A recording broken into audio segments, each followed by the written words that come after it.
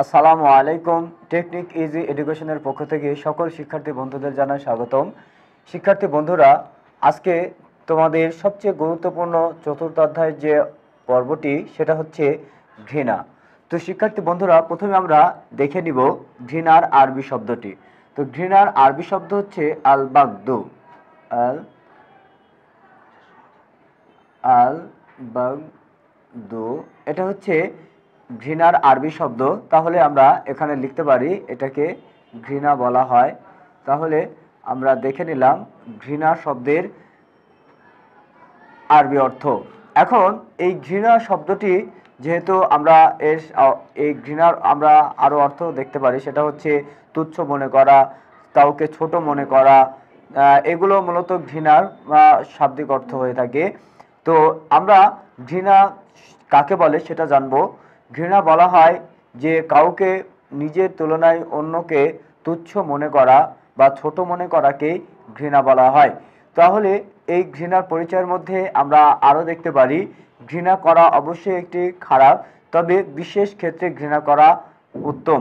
যেমন কি একজন মমিন ব্যক্তির এটা বৈশিষ্ট্য, ঘৃণা করা একজন মমিন ব্যক্তির আবার বৈশিষ্ট্য হিসেবে প্রকাশ পায়। যেমন কি কোনো অন্যায় কাজকে ঘৃণা করা, এর মধ্যে চুরি করা, সন্ত্রাসী, এইগুলোর প্রতি একজন মমিন ব্যক্তি ঘৃণা পোষণ করবে।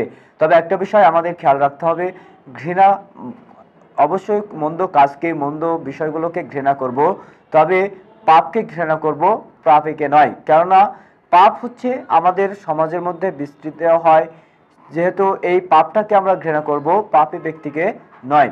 এটা আমাদের একটি শিক্ষণীয় বিষয়। তো শিক্ষার্থী বন্ধুরা, তাহলে আমরা দেখেছি যে মুমিনের বৈশিষ্ট্যের মধ্যে প্রকাশ পায় যে সে চুরি, ডাকাতি, রাহাজানি, বিভিন্ন রকম সমাজের মধ্যে বিশৃঙ্খলা, এগুলো একজন মুমিন ব্যক্তি সবসময় ঘৃণা করবে। এটাই মুমিনের একটি বৈশিষ্ট্য। তাহলে এখন আমরা দেখব ঘৃণার কুফল। তো ঘৃণার কুফল সম্পর্কে আমরা যদি দেখি তাহলে বুঝতে পারবো যে ঘৃণা যেহেতু আমাদের সমাজে একটি ব্যাধি স্বরূপ, কেননা ঘৃণার মাধ্যমে মানুষের বিভিন্ন রকম বৈশিষ্ট্য প্রকাশ পায়। কেননা একজন ব্যক্তি অপর একজন ব্যক্তির সাথে দ্বন্দ্বে লিপ্ত হওয়ার প্রধান কারণ হয়ে থাকে এই ঘৃণা, অর্থাৎ ঘৃণার বশবর্তিত হয়ে মানুষের মধ্যে বন্ধুত্বের ফাটল ধরে। এবং শুধু তাই নয়, যদি আমরা আরও বিষয় লক্ষ্য করি তাহলে দেখতে পাবো যে রাসূলুল্লাহ সাল্লাল্লাহু আলাইহি সাল্লামের একটি হাদিসে তিনি উল্লেখ করেছেন যে তোমাদের পূর্ববর্তী নবীর উম্মতগণের মধ্যে দুইটা রোগ বা ব্যাধি ছিল, সেটা হচ্ছে মানুষকে ঘৃণা করা আর হিংসা করা। এই ঘৃণা এবং হিংসা, এই দুইটা আমাদের ব্যাধি বা রোগ, যা পূর্ববর্তী উম্মতদেরকে ধ্বংস করেছেন।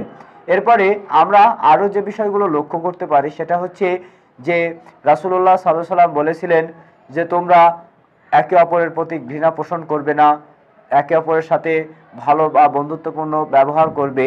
কেননা ঘৃণা মানুষের মধ্যে তার অন্তরকে বিভিন্ন রকম খারাপ দিকে পরিচালিত করে। তো শিক্ষার্থী বন্ধুরা, এই ঘৃণার মাধ্যমে আমরা দেখেছি সমাজের মধ্যে বিভিন্ন রকম দ্বন্দ্ব ফ্যাসাদ সৃষ্টি হয়। যেভাবে দেখা যায় যে একজন ব্যক্তি যদি অপর ব্যক্তিকে ঘৃণা করে, মানে তার তুলনায় তুচ্ছ মনে করে, তাহলে সেই ব্যক্তিকে সে মূল্যায়ন করে না। সেই জন্য এই ব্যক্তির মধ্যে ঘৃণার প্রকাশ ঘটে।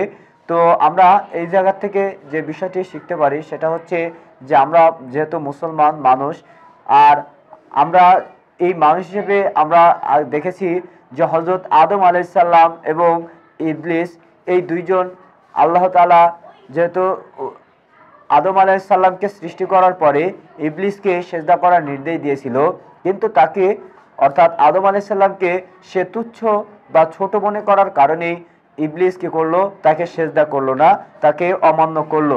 এর পরিপ্রেক্ষিতে ইবলিস কি হলো, শয়তানে পরিণত হয়ে গেল।